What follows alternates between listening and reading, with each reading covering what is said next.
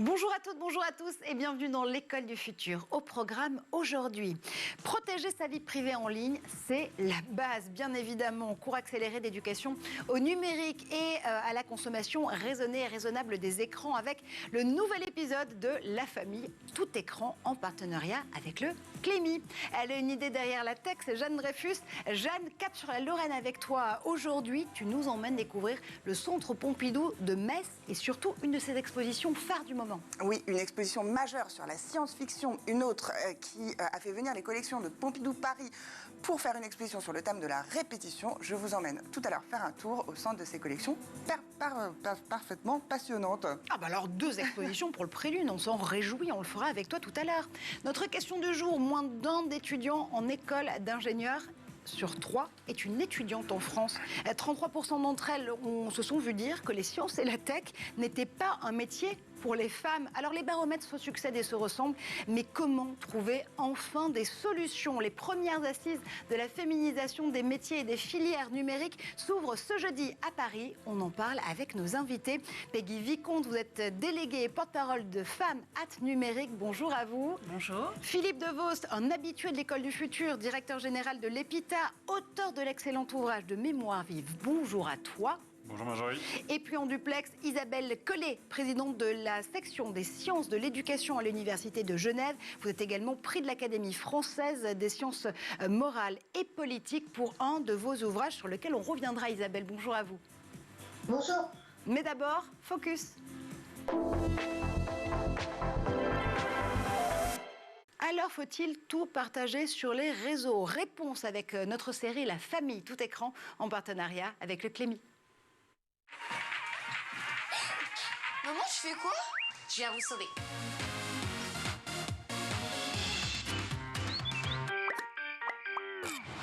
Théo, il est temps que tu apprennes quelque chose sur moi et aussi sur ton père. Je vais devenir chauve comme lui? Pire que ça, on est en fait des fans de disco.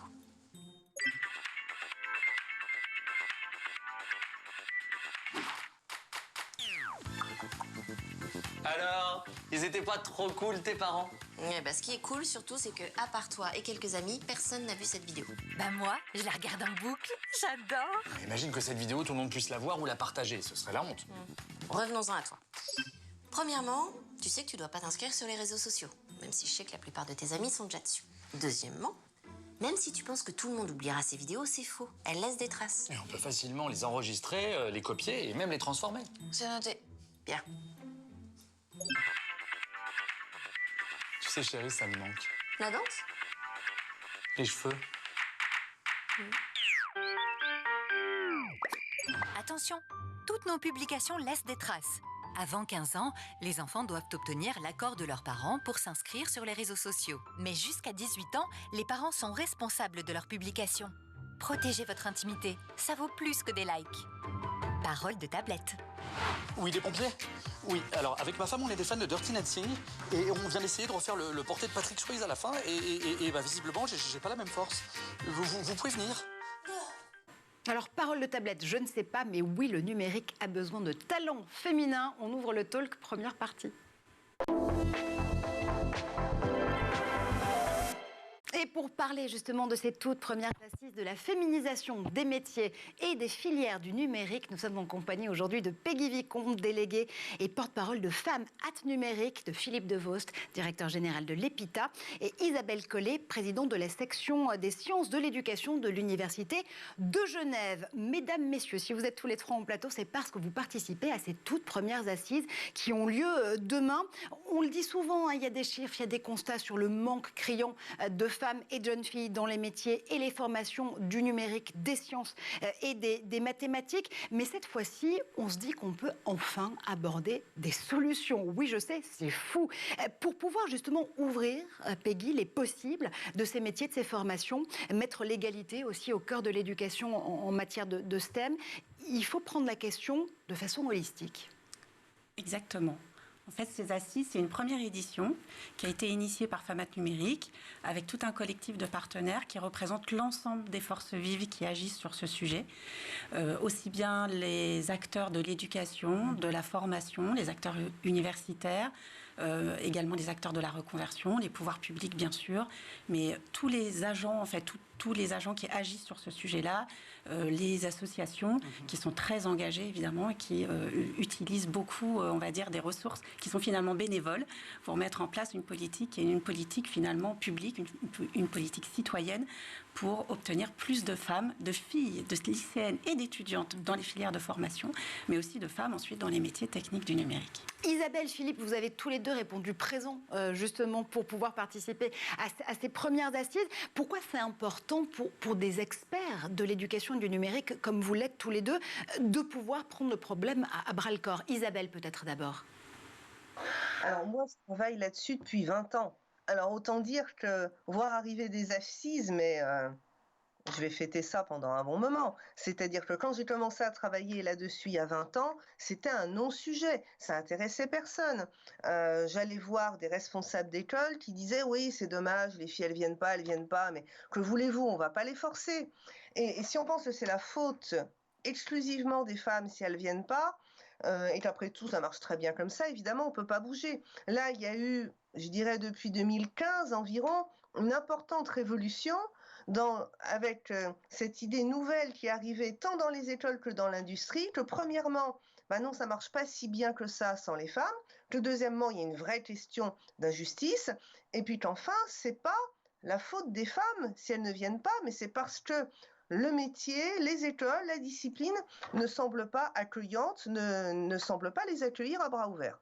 Alors ça, c'est intéressant. Philippe, je me permets de te tutoyer parce que tu es un des invités récurrents, évidemment, de l'École du Futur et notamment du Club Actu. Tu es surtout directeur général de l'EPITA, une des plus grandes écoles d'ingénieurs et de formation au métier du numérique dans leur ensemble. Là aussi, quand on regarde les chiffres, je sais, je voulais qu'on en regarde le moins possible, mais quand même, ils sont là. Moins d'un étudiant en école d'ingénieur sur 3 est une femme. Tu as pris justement là aussi le problème à bras-le-corps avec d'autres écoles d'ingénieurs. Vous décrétez tout simplement l'état d'urgence sur les vocations féminines. Absolument, Marjorie. Il y a état d'urgence pour une raison très simple. On est en train de se priver de la moitié de l'humanité pour résoudre les problèmes de la totalité de l'humanité. Et on commence à s'apercevoir que pour résoudre ces problèmes, on aura besoin d'ingénieuses et d'ingénieurs, puisque l'ingénieur, c'est celui qui fait. C'est celui qui, à la fin, va réaliser des produits, des services, des logiciels, des objets dont le monde a besoin. Et si on regarde d'un peu plus près, il n'y a aucun des enjeux de réparation, de développement de la planète et de la société qui n'échappe aujourd'hui au numérique, en tant que ces technologies permettent de passer à l'échelle et d'avoir un impact de très très grande ampleur. De ce fait, se priver de la moitié des talents de l'humanité, encore une fois, pour résoudre la totalité, c'est prendre du retard. C'est la première chose. La deuxième chose, c'est que, notamment dans le domaine de l'intelligence artificielle, confier la conception et la construction de très grandes plateformes uniquement à l'agent masculine, c'est créer des biais. On l'a vu dans un très grand nombre de prototypes d'intelligence artificielle qui sont simplement entraînés sur des modèles qui sont incomplets. Et pour ça, on a besoin d'ingénieuses. Et pour ça, il y a plein de solutions. Ouais. Il y en a une notamment qui est de les aider à s'autoriser, à entrer dans ces carrières, à embrasser ces métiers dans lesquels elles excellent. Donc il y a vraiment une partie qui est sur l'ouverture, si j'ose dire, des chakras et se dire que oui, on peut embrasser ces vocations. Je voudrais quand même juste continuer sur l'idée que tu soulevais là, se couper des talents féminins, Peggy et Isabelle, c'est se couper finalement de la moitié de l'humanité, mais c'est aussi retarder notre potentiel d'innovation, Isabelle. Alors actuellement, quand on regarde le paysage, on a un monde numérique, une transition numérique qui est gérée, maintenue, conçue, installée et imaginée par une population homogène, en gros, à 90%. Alors évidemment, annoncé comme ça, on sent qu'on ne va pas pouvoir penser à tout le monde. Et en plus, ça a un effet d'entraînement négatif, si vous voulez. C'est-à-dire, moins la technologie intègre les femmes, moins la technologie parle aux femmes, se préoccupe de problèmes, de situations, de contextes qui les concernent, moins les femmes vont se sentir concernées par la technologie. L'exemple que je prends toujours, c'est le temps qu'il a fallu aux applications de téléphone pour monitorer quelque chose qui se monitore très très bien, qui sont les cycles menstruels, parce que ça n'intéressait pas les développeurs, quand on va sur une application de santé et qu'on est une femme, ok, notre battement cardiaque, c'est intéressant, notre poids, pourquoi pas, la taille, ça bouge quand même pas beaucoup. Monitorer le cycle menstruel, c'est une vraie info. Et donc, si on s'aperçoit que les applis laissent tomber un certain nombre de sujets qui intéressent spécifiquement les femmes ne se sentent pas concernées. Si la reconnaissance vocale marche moins bien avec les voix de femmes qu'avec les voix d'hommes, les femmes vont dire « Pourquoi ça marche jamais avec moi ces trucs-là ? Je suis donc pas douée avec la technique, alors que c'est la technique qui n'est pas douée avec elle. » C'est un véritable cercle vicieux ce qu'on est en train de décrire ici. Moins on a de femmes pour pouvoir concevoir des technologies et des innovations numériques, moins elles peuvent s'y intéresser là aussi. Vous avez publié en 2019 un livre très remarqué, Isabelle, Les oubliés du numérique. 4 ans plus tard, rien n'a changé. Alors, on peut avoir une certaine lassitude. Dans les chiffres, non, ça n'a pas encore changé. Si je l'ai écrit en 2019, c'est parce que je commençais à avoir des sollicitations, tant d'écoles que d'entreprises, qui me disaient « Mais alors, il va falloir qu'on finisse par... Enfin, il va falloir quand même qu'on comprenne pourquoi il n'y a pas de femmes. » Non, compris, c'est bon. Compris, on travaille sur ces questions depuis assez longtemps, on a compris. Maintenant, il faut faire.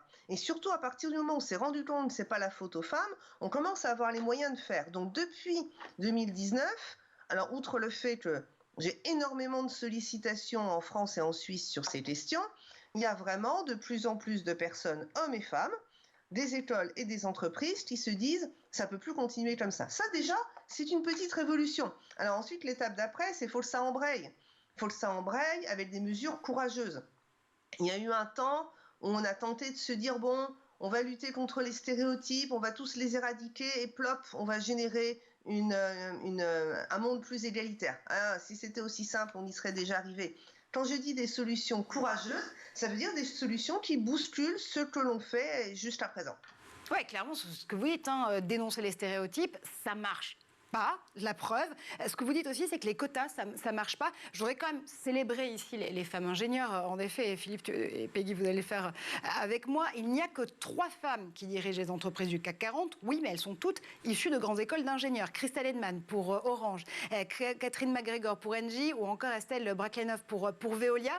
Elles font figure d'exception surtout, joli lapsus, Peggy et Philippe. Elles ont su déplacer le plafond de verre des inégalités salariales qui existe aussi pour les femmes ingénieures.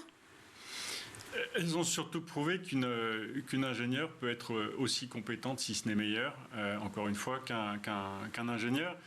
Moi, je prends un exemple tout simple, et encore une fois, c'est du qualitatif, mais c'est nécessaire pour, encore une fois, permettre aux jeunes filles de s'autoriser.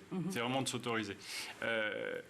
Claire Calmejane, qui est assez connue dans le milieu, qui est au comité exécutif de la Société Générale, a un fait d'armes qui est moins connu, et qui est que quand elle est passée à l'EPITA, non seulement elle a été diplômée de l'EPITA, mais surtout, elle a fait partie de ce corps d'élite qu'on appelle les assistants, les ACU, qui sont des élèves de dernière année, quelques dizaines, qui vont s'occuper de déployer l'infrastructure pédagogique et d'accompagner les étudiants de première année de cycle ingénieur tout au long de leur piscine, puis tout au long de leur projet. Non seulement Claire était assistante, mais elle a été la première chef ACU. Et ça remonte à il y a déjà plusieurs années. Et elle a laissé un souvenir absolument flamboyant partout où elle est passée, parce qu'elle a prouvé simplement qu'on était capable d'eux. La très grande difficulté, c'est que dans ce milieu plus spécifique des technologies numériques, on reste encore très marqué par le stéréotype du geek à capuche. Ouais. On reste très marqué par le stéréotype du hacker. Il y a très peu de hackeuses qui sont mises sur le devant de la scène. Et encore une fois, parce que les jeunes filles ne s'autorisent pas et que ça démarre très tôt. Et c'est lié pour moi à ce que tu évoquais tout à l'heure, qui est la désaffection ou la non-orientation des jeunes élèves très tôt à l'école vers les métiers scientifiques, vers les maths, vers ces carrières possibles. Et réciproquement, je prends une autre école d'ingénieurs du groupe Ionis, qui est une des cousines de l'EPITA, qui est Subbiotech. Subbiotech a le problème exactement inverse. C'est-à-dire que Subbiotech a 80% de jeunes filles dans ses effectifs. Donc la mixité est mise à mal dans l'autre sens, tout simplement parce que le stéréotype de la personne qui s'occupe de sujets de santé et de biologie et qui est en blouse blanche, c'est une femme. Il n'y a aucune raison. Et donc, et ça va être mon dernier point, le vrai sujet, c'est non seulement toutes ces actions sur lesquelles on pourra revenir, qu'on est déjà en train de mettre en œuvre concrètement dès aujourd'hui, mais c'est un sujet de très longue haleine. Parce que le jour où on arrive à changer les perceptions dès le collège, il va falloir plusieurs années avant qu'on arrive à une génération d'étudiantes qui auront le bac et qui candidateront à des écoles d'ingénieurs, qui ensuite mettront 5 ans à obtenir leur diplôme. Donc on va voir des effets en nombre, mais à horizon 12 ans. Oui, il faut qu'il y ait vraiment un effet boule de neige. Donc plus on va prendre le problème tôt dans le parcours justement de ces jeunes filles, mieux on va pouvoir valoriser leur arrivée en école d'ingénieur et dans les filières et les métiers du numérique. Là aussi, Peggy, je voulais revenir sur un chiffre avec vous, ceux du Gender Scan. Alors 2022, puisque les chiffres du Gender Scan 2023 seront dévoilés pour le 8 mars, comme chaque année. Voilà ce qu'on nous disait encore l'année dernière. 4 femmes sur 10, aujourd'hui étudiantes justement dans les sciences, technologies, ingénierie et mathématiques, sont découragées de faire ce choix par un proche ou par un enseignant. 33% d'entre elles se sont vues dire que ce n'était pas un métier pour les femmes. On en est encore là. Pardon, Peggy, mais... Oui, on en est encore là. Il y a aussi des éléments qui nous permettent de nous dire que la situation, on voit une légère inversion de la courbe qui nous permet un petit peu d'espérer. Et justement, l'intitulé des assises de ce jeudi, c'est « Face à l'urgence, que faire ?» pour accélérer les initiatives qui sont impactantes. Jusqu'à 2018, en fait, la France, en France, on avait moins de 2% de diplômés filles dans nos filières du numérique. Moins de 2% en 2018. Comparativement, par rapport à nos homologues européens, c'était plus 6%. Et puis, à partir de 2018, on voit une inflexion par rapport à ce que disait Isabelle Collet, probablement une prise de conscience au niveau de l'éducation nationale, au niveau de l'enseignement supérieur, au niveau des associations. Il y a eu une prise de conscience et voilà, il y a un peu plus de filles qui rentrent dans les filières du numérique. C'est aujourd'hui, depuis 2019 jusqu'à aujourd'hui, plus 8%. Alors, comparativement aux autres pays européens, qui sont à plus 15%, ce n'est pas assez. Et puis, comparativement à la part globale des élèves, ce n'est pas assez, parce qu'en fait, qu'est-ce qui se passe? C'est globalement, le nombre d'élèves dans le numérique augmente, puisqu'il faut bien pourvoir aux besoins des entreprises. Absolument, qui attendent des profils sur nos sujets. Voilà. Donc il y a une petite raison d'espérer. On voit cette prise de conscience, on voit les actions qui commencent à avoir du succès, qui commencent à avoir de l'impact. Et donc les assises, c'est aussi pour ça, c'est aussi pour dire, pas pour s'auto-congratuler, surtout pas, mais pour dire voilà ce qu'on fait. Et comment on fait pour le faire mieux, pour le faire plus en cohérence entre associations, éducation nationale supérieure, pour finalement assurer un passage de relais entre les différentes actions. C'est 300 000 collégiennes qui sortent de 3e chaque année. Comment on fait pour sensibiliser ces 300 000 collégiennes aux nouvelles technologies, aux filières d'avenir? Donc ça bouge au compte-gouttes, mais ça bouge quand même. Isabelle, on le voit aussi, l'autocensure qu'on reproche souvent à ces jeunes filles, à ces jeunes femmes, il vient surtout d'un biais parental, il vient aussi d'un biais d'un adulte référent qui, à un moment donné, a interrogé l'équilibre pro-perso et qui peut justement avoir dans ces métiers du numérique et des sciences. Est-ce qu'il faut, là aussi, autocensurer les autocenseurs? Alors, je voudrais revenir sur un truc que vous avez dit. Les quotas, ça marche. Voilà. Les quotas, c'est une solution, certes intellectuellement décevante, mais absolument efficace. Parce que, comme on disait tout à l'heure, il y a un effet d'entraînement. Si les filles peuvent se projeter dans des écoles... Alors, quota, ça ne veut pas dire 50%, ça peut vouloir dire 30%. Si elles peuvent se projeter dans des écoles où il y a déjà 30%, c'est quand même beaucoup plus facile de se dire « je vais y trouver ma place » que de se projeter dans des écoles où elles sont 8%. C'est-à-dire, agir sur les filles au collège quand on leur dit « allez-y, ces métiers sont pour vous », elles ne vous croient pas. Elles n'ont aucune raison de vous croire. Elles regardent dans ces métiers, elles disent « manifestement, non ».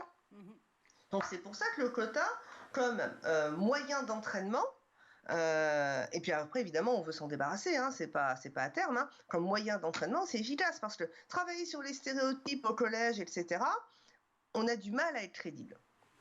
Sur la question de qui censure les filles, bien sûr les parents sont dans la boucle, mais les parents aussi sont sous l'influence de cette censure. C'est-à-dire, justement, dans l'enquête menée par EPITA, on voyait que le groupe parents, familles proches avait en gros à peu près autant d'importance que le groupe école, centre d'orientation, salon, etc. Mais les parents, souvent, et en particulier les parents de milieux populaires, suivent l'avis de l'école, suivent l'avis du collège, du conseil des profs. C'est-à-dire que le conseil des professeurs, quand il va faire ses préconisations d'orientation, va avoir un poids considérable également sur l'élève, sur les parents. Parce que si mes profs pensent que je peux, que je vaux, eh ben, c'est quand même eux les professionnels, donc ils sont compétentes en la matière. Former les enseignants, les enseignantes à ces questions, c'est absolument fondamental. Alors bien sûr, tous les enseignants, enseignantes vous diront, je me souviens de tel père ou mère d'élève, alors que sa fille était ultra brillante, l'a découragée parce que c'était pas un métier d'homme. Et oui, ça fend le cœur. Ça arrive à tout le monde dans une carrière. C'est très ponctuel. L'importance du guidage par le corps enseignant sur ces questions-là, c'est absolument fondamental. Alors, avant de se quitter le temps d'un Zaptec, je voudrais quand même que Philippe puisse répondre, justement, à emboîter votre pas, Isabelle, sur cette question. Ça veut dire quoi? Qu'il faut justement que des écoles d'ingénieurs comme l'EPITA, par exemple, prennent la question très en amont et aillent directement, j'allais dire démarcher, c'est peut-être en gros mots là en l'occurrence, mais les professeurs en collège, en lycée, pour leur dire qu'il y a aussi une façon de faire de la pédagogie à la pédagogie de ces métiers. Alors, c'est ce qu'on fait à chaque fois qu'on a l'occasion d'intervenir dans des lycées sur ces sujets. C'est ce qu'on fait avec les lycées avec lesquels on est déjà en lien depuis plusieurs années. C'est ce qu'on fait au-delà des lycées, parce que je pense que le sujet est tellement important et tellement urgent qu'il faut aller au-delà. Et on le fait notamment à travers une association qui est née à l'école et dont le président est toujours à l'école, qui est Prologin, qui organise des concours de développement partout en France. Et Prologin a démarré une initiative il y a plusieurs années de cela qui s'appelle Girls Can Code, qui sont des stages qui sont proposés absolument partout en France. Il suffit qu'une commune, qu'une mairie, même dans des territoires reculés, le demande, et on met les moyens pour proposer des stages d'initiation et de formation aux jeunes filles, voire aux très jeunes filles. L'idée étant qu'elles s'aperçoivent que, 1, c'est amusant, 2, qu'elles peuvent très bien se débrouiller, et que 3, ça peut leur donner des idées pour la suite.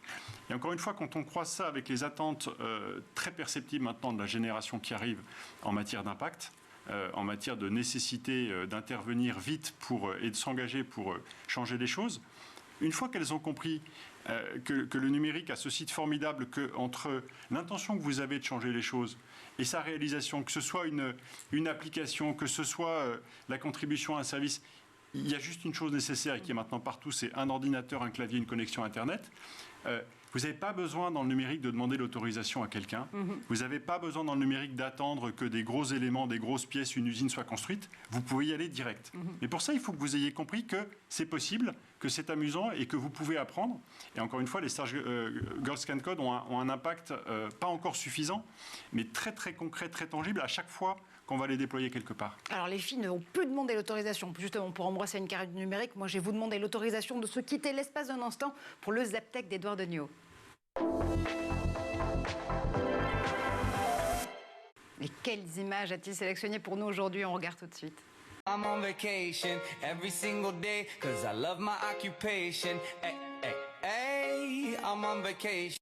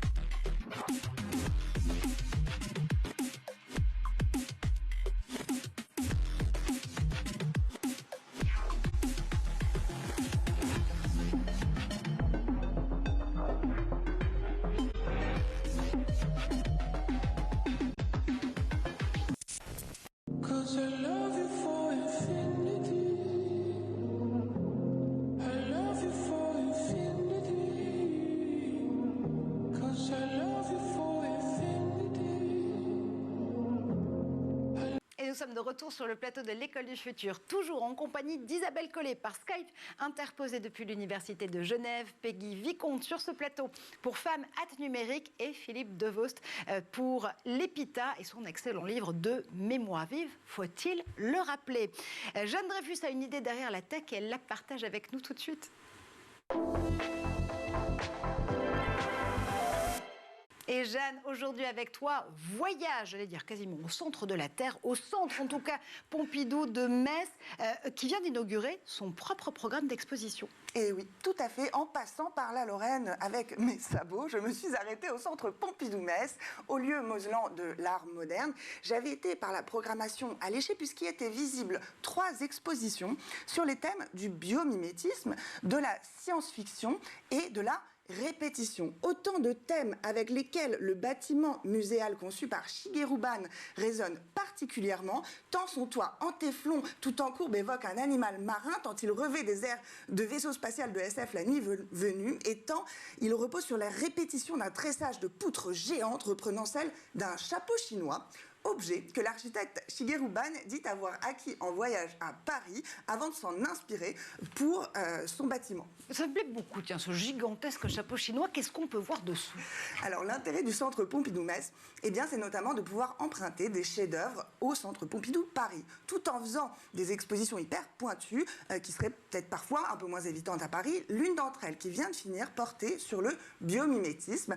Et j'ai voulu en montrer quelques images pour ceux qui n'ont pas pu la voir parce que c'est vraiment une merveille du genre. L'exposition, elle portait sur les relations entre design et nature qui ne font qu'un dans ce banc de l'atelier Imer et Malta, nature omniprésente dans le travail des designers, artisans de la matière, qui s'épanouit dans les formes biomorphiques des frères Ims qu'on voit ici, qui s'émancipe de la géométrie du Bauhaus dès les années 40. Cette nature, tout en subdivision fractale, ici dans la grotte de Michael Hansmeyer, entièrement imprimée en 3D. C'est en effet pour tous les enjeux contemporains des biomatériaux, mais aussi les développements technologiques les plus pointus que le centre Pompidou-Metz a accordé cette exposition au dialogue avec le vivant. Alors, je ne sais pas si tu as pu justement t'asseoir sur ce magnifique banc arbre biomimétique. En tout cas, on voit cette exposition à travers tes yeux et merci à toi. Elle vient de fermer cette expo. Quelles sont celles qu'on peut voir en ce moment au centre Pompidou de Metz? Eh bien, cette attention au présent, elle glisse vers le futur dans l'exposition qui porte actuellement et jusqu'au 10 avril sur la science-fiction. Alors, science-fiction, oui, mais vue par les artistes qui, comme les écrivains, se font aussi les Nostradamus de notre temps.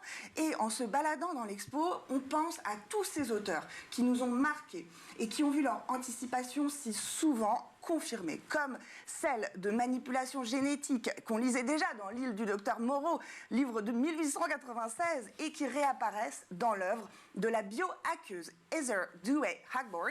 Tous les portraits ici qu'on voit ont été réalisés à partir de génomes humains que l'artiste a prélevés sur des mégots, sur des chewing-gums récoltés dans les rues de New York. Et en déambulant dans l'exposition, on pense aussi aux guerres de civilisation en terre aride de Dune, quand on passe devant cette œuvre de Julian Charrière, faite à partir de saumure de lithium et de sable, qui provient du désert salé bolivien, le Salar d'Uyuni. Ces tours, elles sont comme des monuments fossiles de ce désert actuellement menacé par l'extraction du nouvel or blanc, le lithium, qui sert à tous nos appareils électroniques. Alors, il y a 5 parties dans l'exposition. Je finirai juste par citer la dernière qui est dédiée à l'afrofuturisme, un courant porté notamment par l'écrivaine Octavia Butler.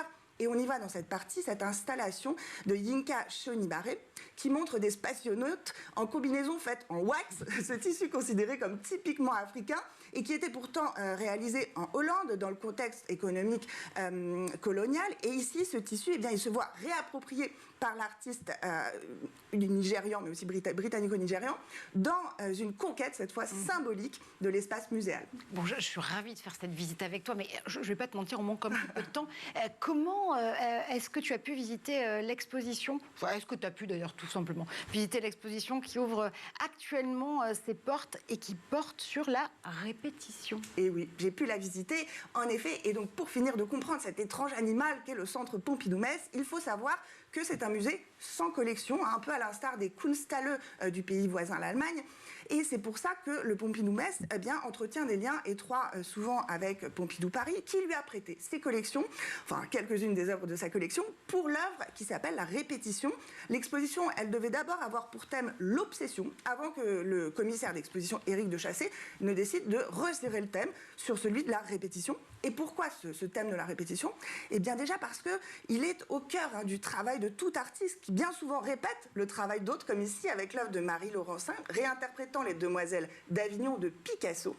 Pour mieux s'en éloigner par la suite, on l'a vu, le commissaire Éric de Chassé racontait que l'œuvre était en fait un pied de nez fait par Marie Laurencin au père du cubisme, qui se payait sa tête en appelant l'un des personnages de ces demoiselles Marie, alors que tout le monde savait qu'il s'agissait de prostituées de maisons closes barcelonaises. Bref, la répétition n'est évidemment pas qu'un pied de nez ou un moyen de vengeance, c'est avant tout un thème et un recours qui traverse toute l'histoire de l'art du XXe siècle, depuis l'abstraction jusqu'au pop art, en passant par le surréalisme, et qui permet de voir que le Pompidou-Metz a aussi pour visée de donner à comprendre l'art moderne, afin peut-être mieux d'aborder toutes les œuvres contemporaines qu'on y voit dans certaines autres de ses expositions. Et la pédagogie, c'est l'art de la répétition. Cours d'histoire de l'art avec Jeanne dans cette chronique. Vous le savez, merci infiniment pour cette visite fantastique. Ça vous donne envie d'aller à Metz, Philippe? Et oui, absolument, d'autant qu'on a un campus pas très loin à Strasbourg, donc ça fera partie de la prochaine escale. Ah ben ça tombe bien, dis donc. On a très envie aussi d'aller visiter le campus de l'EPITA à Strasbourg et de faire un tour par le centre Pompidou de Metz. On va faire un tour, c'est nous par les assises, on continue à le faire, de la féminisation des métiers et des filières du numérique. C'est ce jeudi à Bercy, à Paris. On en parle avec nos invités, c'est la deuxième partie du talk.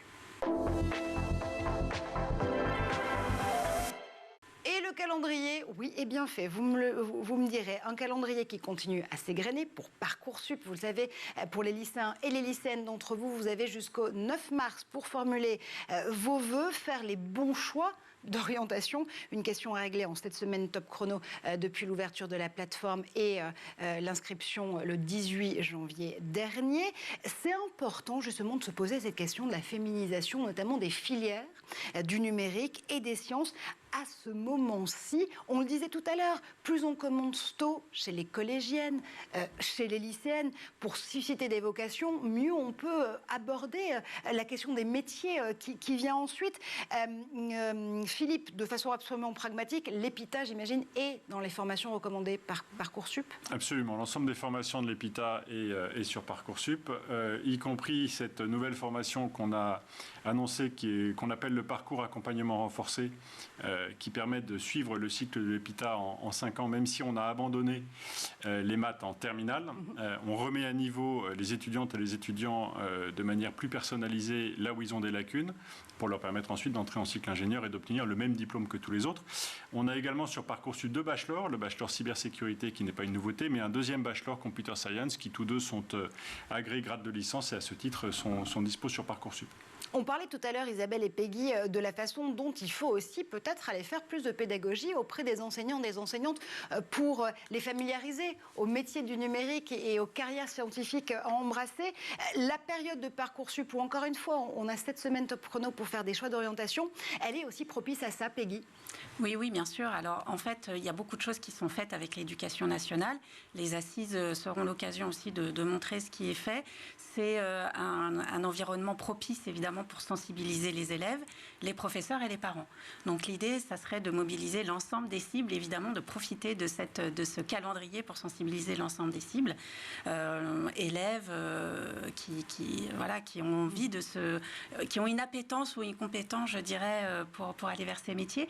Et puis après, c'est à nous de leur donner les informations, de leur donner envie, de leur présenter nos métiers, de faire en sorte que les actions, de fonctionner finalement par cohorte, pour que nos actions aient du lien et qu'une fois qu'on est sensibilisé en 3e, qu'on a compris quels étaient les enjeux des nouvelles technologies, même si on ne veut pas forcément faire carrière, 8 métiers sur 10 seront impactés par le numérique, sont déjà impactés par le numérique.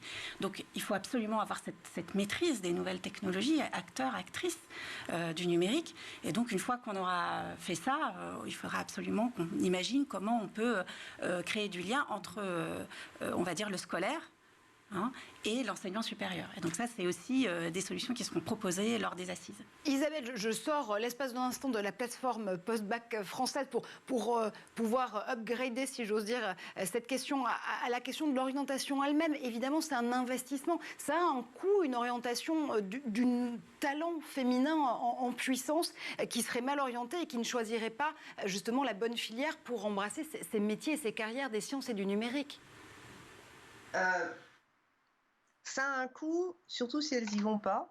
Et puis aussi, on va se passer dans un... Là, on est en train de parler des femmes dans le numérique, et je suis bien d'accord qu'on est en train de parler de ça, mais on va se placer de façon plus large.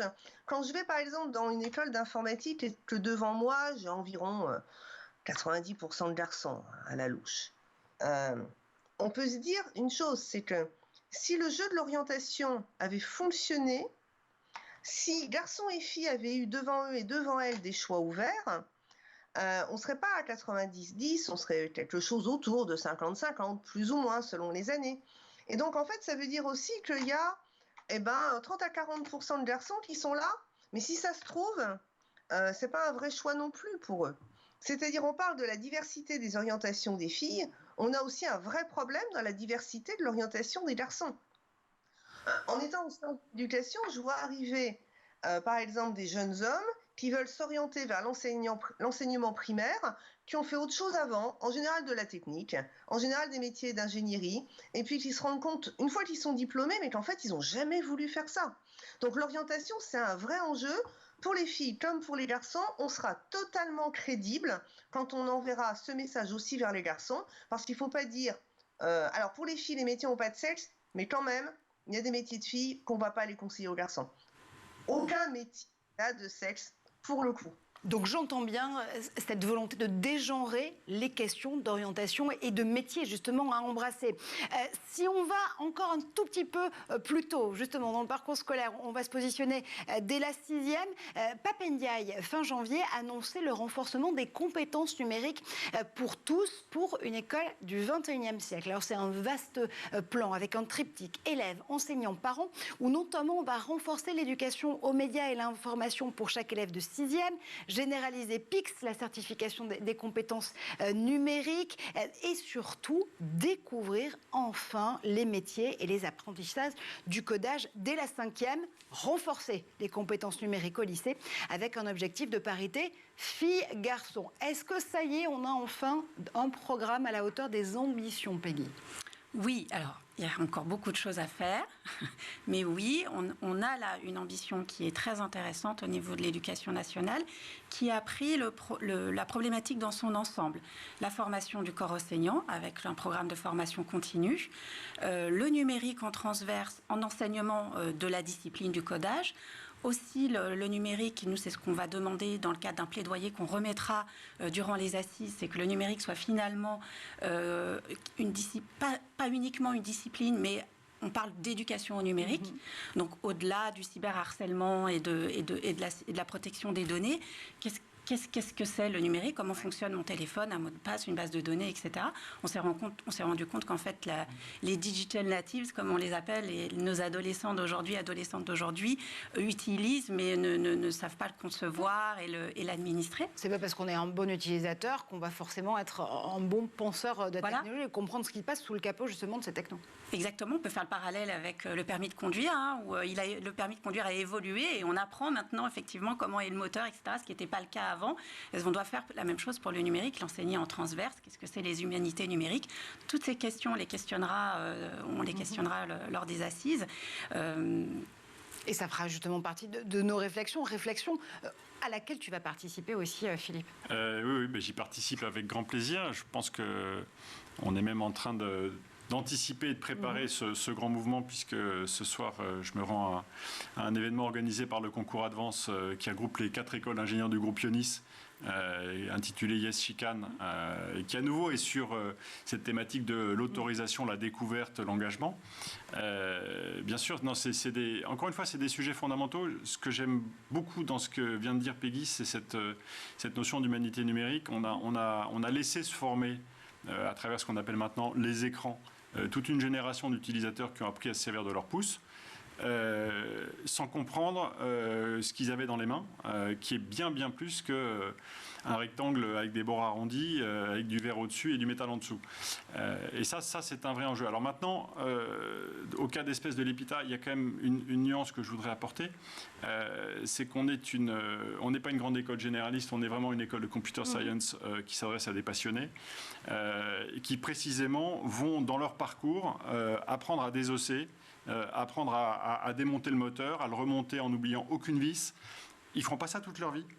Mais le fait d'être allé au fond des choses une fois, de manière très intense, va leur donner des réflexes, une culture, une capacité de recul qui va leur permettre de comprendre ce qu'ils font. Et le grand risque, ou le vaste angle mort qui est devant nous, c'est d'apprendre à utiliser mieux des choses qu'on ne comprend pas. Ça ne suffira pas et ChatGPT est là pour le démontrer. Et on feuillette, j'allais dire, ce feuilleton de l'actualité très souvent ici aussi dans l'école du futur. Je reviens sur cette question des humanités numériques avec vous, Isabelle. Imaginez justement le numérique enseigné de façon transverse. C'est un petit peu aussi comme la proposition que vous formuliez de dégenrer les métiers et l'orientation. Est-ce qu'il faut être agnostique en matière d'éducation au numérique ? Alors, il faut absolument qu'on ne découple pas les humanités numériques de l'apprentissage de la maîtrise du numérique. Parce que si on découple, je vois complètement venir les futures cohortes, les filles aux humanités numériques, parce qu'il y a humanité dedans, et les garçons à la technique et au développement. Et à ce moment-là, c'est une machine qui marche que sur 3 pattes, quoi. C'est-à-dire, on ne peut pas concevoir... On parle beaucoup d'éthique by design, on ne peut pas concevoir des futurs systèmes, on ne peut pas concevoir la transition numérique sans être formé aux humanités numériques. Il faut que ce soit dans les mains des mêmes personnes, c'est-à-dire à la fois qu'elles aient des compétences techniques et qu'elles aient des compétences en humanités numériques. Donc c'est une excellente idée de mettre dans la formation obligatoire tant la pensée computationnelle, la pratique de la technique, que une meilleure connaissance des humanités numériques, et en plus avoir une entrée qui n'est pas uniquement la lutte contre ce qui fait peur dans le numérique. C'est-à-dire, trop souvent, là je parle depuis Genève, et de ce que pensent les enseignants-enseignantes que je forme, mais trop souvent, les enseignants-enseignantes pensent que leur rôle, c'est de prévenir des dangers. Attention, il y a du cyberharcèlement. Attention à vos données. Attention, il y a des prédateurs. Et attention aux addictions, n'en faites pas trop. Attention aux écrans. Ouais, c'est bien sûr, c'est leur rôle. Mais quand on fait ça, on a l'impression qu'on fait comme pour l'éducation et la sexualité. C'est-à-dire, on ne parle que des dangers, alors que c'est un truc qui a l'air super. Le numérique, pour les jeunes, évidemment, c'est leur quotidien, ça a l'air formidable. Il faut parler des dangers, mais il faut aussi que l'école parle de tout ce qui est formidable dans le numérique. Et merci de l'avoir rappelé, Isabelle. Réponse très rapide de Philippe pour boucler ce plateau. Moi, il me semble que dans les humanités, il y a une composante qui est souvent oubliée ou mise en retrait dans le parcours scolaire et encore plus dans les métiers auxquels on leur propose d'aller, qui est l'histoire. De la même manière qu'on ne comprend rien, on ne peut pas comprendre en profondeur le conflit russo-ukrainien si on ne connaît pas l'histoire profonde et ancienne de la Russie, et ce en remontant à bien avant les tsars. De la même manière, on ne comprendra pas dans le cadre des humanités numériques ce qui est en train de se passer si on ne sait pas d'où c'est parti. Et c'est en clin d'œil un des sujets que j'ai voulu essayer de couvrir. C'est que regarder l'histoire, même très récente... produit pour Deux mémoires vives, qui est ton excellent livre. Même regarder l'histoire très récente vous permet de savoir d'où c'est parti, quelle trajectoire ça a suivi, et du coup, quelle inflexion on peut donner à ces trajectoires. Souvenons-nous justement de ce passé pour mieux construire l'avenir, et faisons-le avec les femmes et les filles qui veulent embrasser ces métiers et ces filières du numérique. On se retrouve donc ce jeudi pour les premières assises de la féminisation des métiers et des filières du numérique. Ça se passera à Paris, à Bercy, avec vous, Peggy Vicomte, avec toi, Philippe Devost, et aussi avec Isabelle Collet par vidéo interposée. Merci à tous les trois d'avoir participé justement à ces pistes de réflexion, et merci comme toujours à Jeanne Dreyfus pour ses enquêtes au pays de l'art. On se retrouve dès demain pour d'autres aventures dans l'école du futur.